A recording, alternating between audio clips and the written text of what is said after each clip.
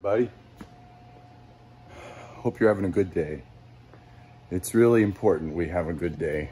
We think about having a good day in the morning and we get out there and have a good attitude. It's hard to have a good attitude in summers in Missouri because it's going to be, I think we're going to hit 95 today with a heat index of close to 100. And oh, we're outside. We're outside today finishing up a shed. I had to take a break from the deck. The deck is kind of going sideways, not by any fault of mine, but my general contractor friend that's running the project, the homeowner, kind of can't get out of his own way. And I'm just an employee, so I'm having to roll with the punches there. But, you know, it's just become a big juggernaut of stuff. So anyway, enough said on that. This customer obviously is a very good customer, and I get to pull my van in some air conditioning, and I can run away from the heat when I have to. Let me open up here. So we're getting set up right now. He texted me and we've got to go get his dog and put her in here because it is going to be bloody hot, and I'm going to be directly in the sun. This is what I've got going here. Finishing up the shed, metal siding all the way around, flash, new door. I got to run screws, finish running screws. The back side is looking pretty spanky. I trimmed out that vent, and we're trying to one-piece this as much as possible, but he just wants maintenance free. So anyway, we're gonna walk down and grab this darling little German Shepherd and get her in some air conditioning where she's got food and water. He always forgets. But we've actually got a lot going on out here. We're doing a lot of trim work. We're pretty much retrimming the whole house, and I think there's a new kitchen on the horizon. But COVID kind of screwed everything up. I was right in the middle of, you know, casing windows and casing doors and whatnot, and it just got to where I didn't want to be in people's houses and they didn't want me in there. So all that's kind of on hold, but I literally have over 1,000 feet of trim still yet to put in, and I think there's going to be a mantle in the picture, and it's just a redo. He doesn't mind me coming and going, but look, we're out in the country. You know, these are big lots out here, and let me go see. You want to come get? Huh? You want to go get in the AC? Hey, baby. Come on, here we go. You want to go get in the AC? Yes. Hello there. You know I can't remember your name, but come on. Let's go get in the AC. Let's go get you, because you have lots of fur. Come on. Let's go. Yeah. I guess if you haven't figured out by now, I love dogs dearly. I have 4 of my own. We're fostering 1, so we have 5 dogs in the house right now. Come on, baby. Yeah, let's go get you a drink of water. Yeah. Come on. Here we go. Oh, dear goodness. It's going to be a hot one, too hot to have a fur coat on. So, but yeah, look at this. He's got his neighbor cornfield in the back. Monster shed, little shed. Just, you know, they've been customers for a long time, and thank you, good customers, for without good customers there would be no me. I've done my share of working for general contractors and stuff, and I much more prefer being on my own. Yeah, it's just better. You know, if you're thinking about taking that leap and you've got the tools and the experience and you think you can do it, I highly recommend it. It has its downfalls. It has its down times, which are scary. But, you know, there is a certain amount of stress that is relieved. Oh, she knows where she's going. Come on, baby doo. Yeah, oh, it's probably, there's probably a 15-degree temperature drop there. Yeah, look what he's working on. He's also my landlord for my shop, and he and his crew can fix just about anything, but I'm guessing this is probably a 76 that he's restoring. Yes, so good. You got your water and your food over there, baby, so you're rocking. Anyway, more later today. I think I'm gonna shut it off because getting blasted by the heat and trying to take footage is just gonna be like, so I'll catch you guys at lunchtime. See ya.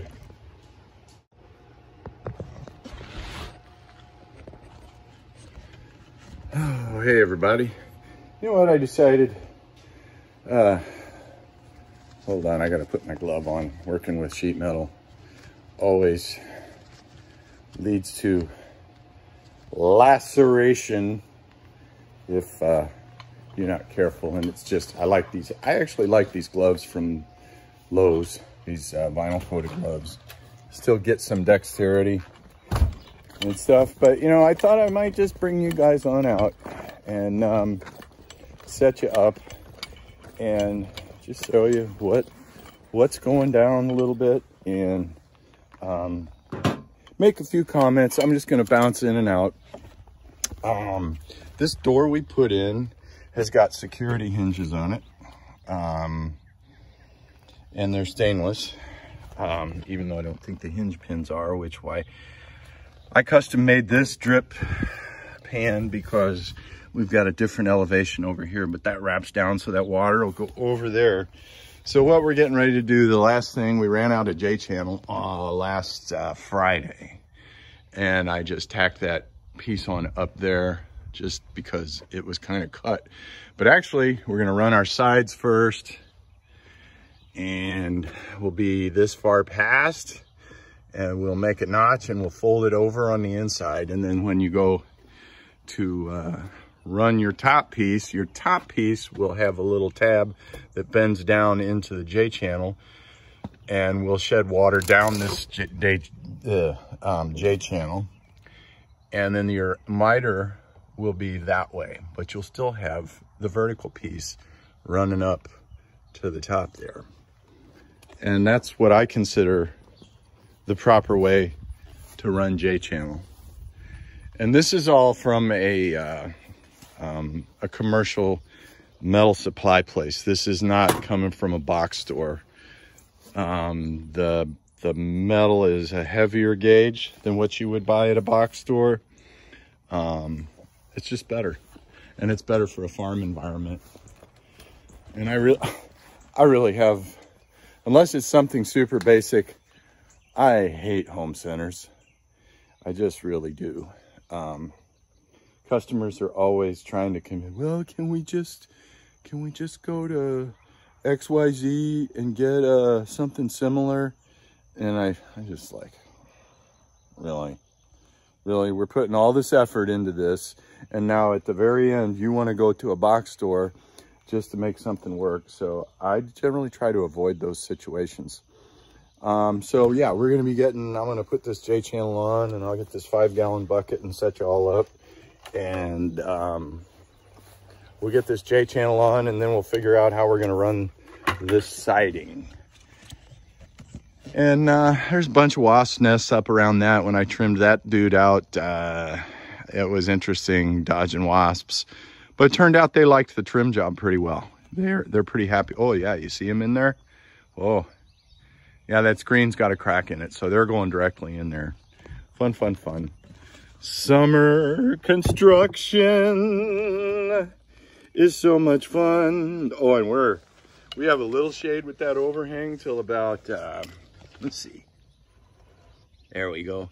You guys are pretty good there. Now if I don't kick you guys over by not paying attention because I'm looking at the building, that'd be good. So what I got is a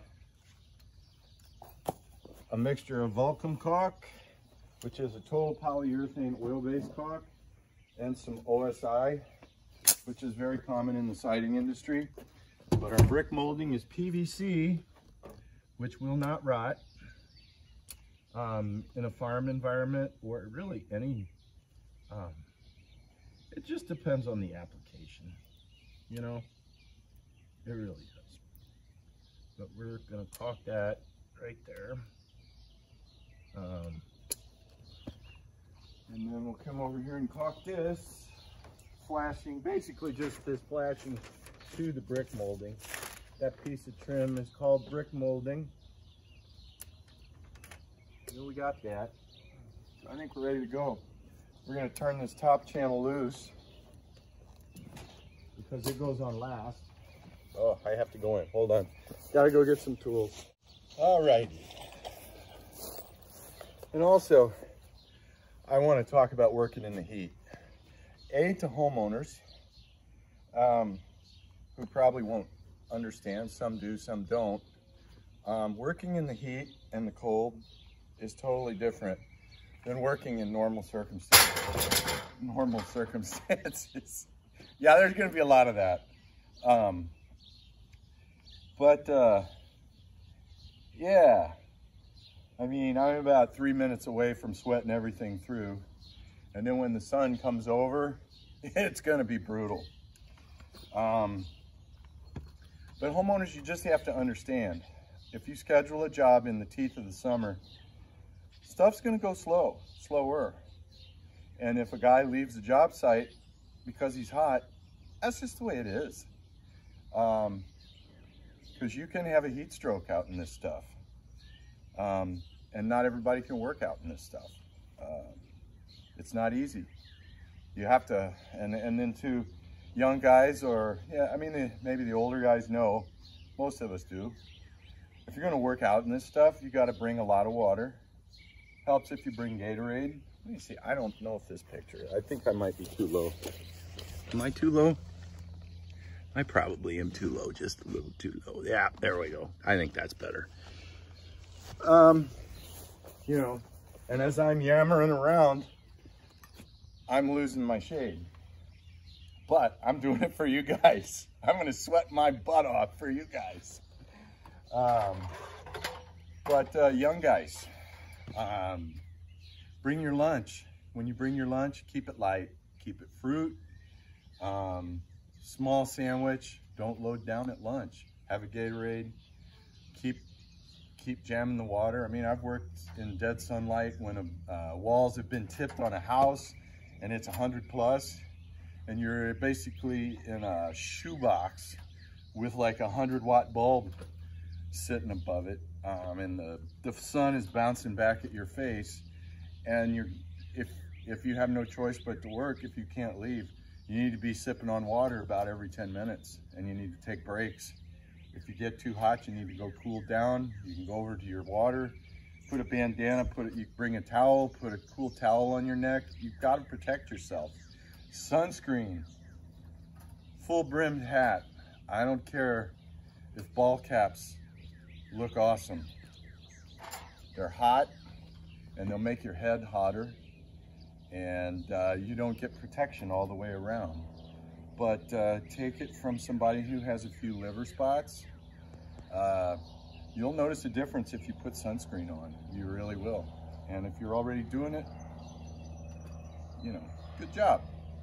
Good job. But working out in the heat is its own set of problems. Working in the extreme cold is its own set of problems. But you're not going to die of a heat stroke in the cold. You're just going to be cold, and you can always put more clothes on. And there's ways that when it gets to be wintertime, I'll cover some tricks that I've learned over the years. I'm not saying it's the way to go. I'm just saying what works for me. And I've been doing this for 30 years. Since I was in my early 20s, I'm 55. There you are. So anyway, We're gonna take this J off.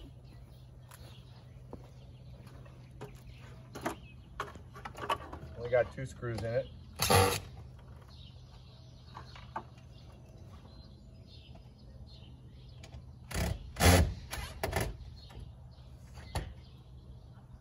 And this is a drip edge. Normally, I would not Tyvek tape this. I would let the Tyvek tape drip or hang over the drip edge, but it's a shed and it's gonna be just fine. We don't have to worry too terribly much about issues, but my J-channel is flush to my brick molding because the J-channel has to go around it. So we're gonna take a rough measurement on both sides.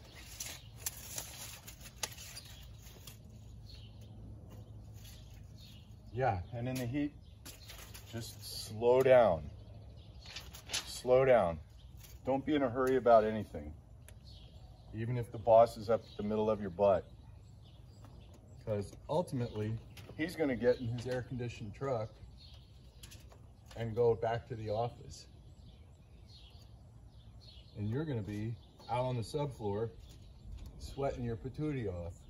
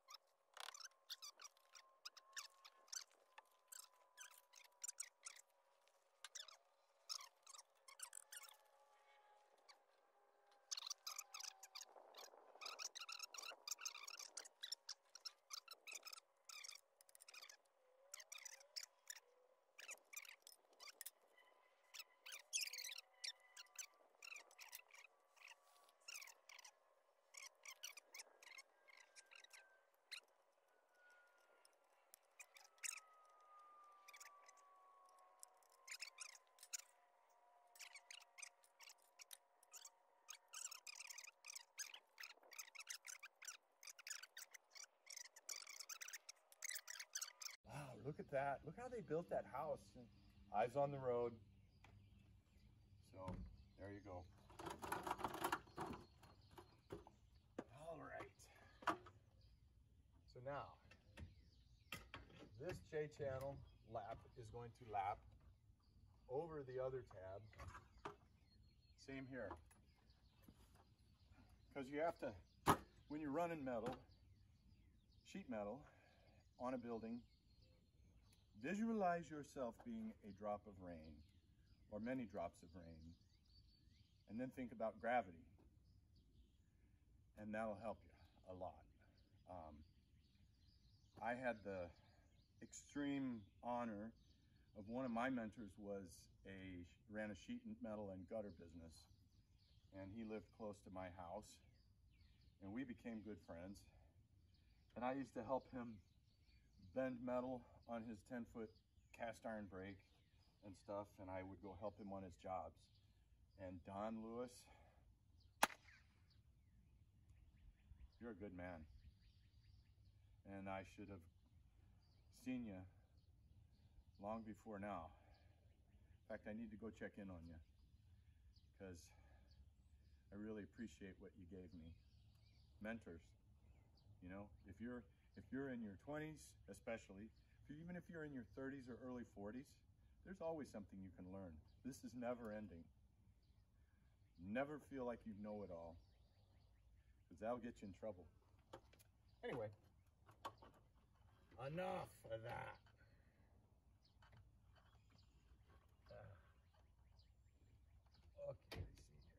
How are we going here? Now, where are we? So we're lapped over the tab that we lapped here. And now we're just, yeah, look at that. Woohoo! Beauty. And I'll bring you up here and show you what's going on. Some guys cut their vertical tabs a little bit shorter. As long as I make the miter, I'm not too...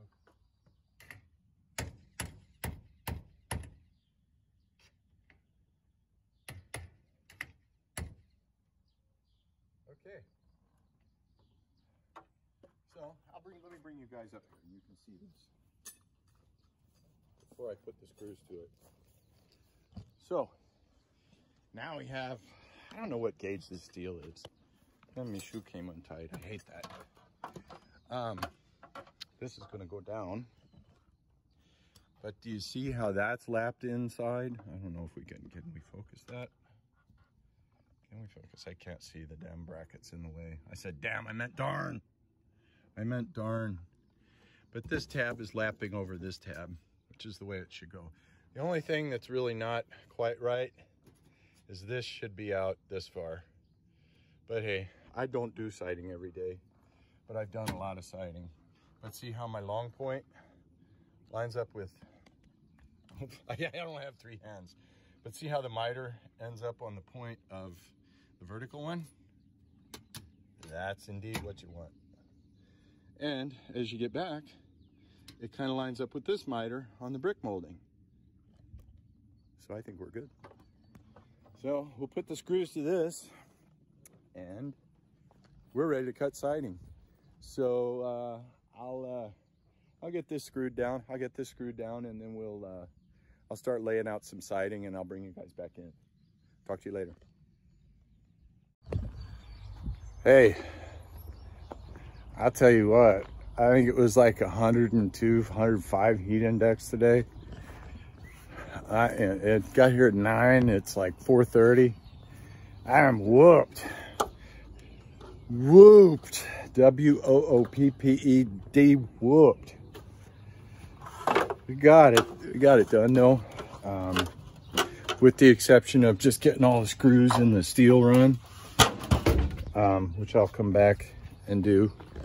I don't know if it'll be tomorrow or not, but yeah, I had to scramble because they didn't send me out enough material, and I had 2 8-foots, and then they have a cover piece and they have a bottom piece that they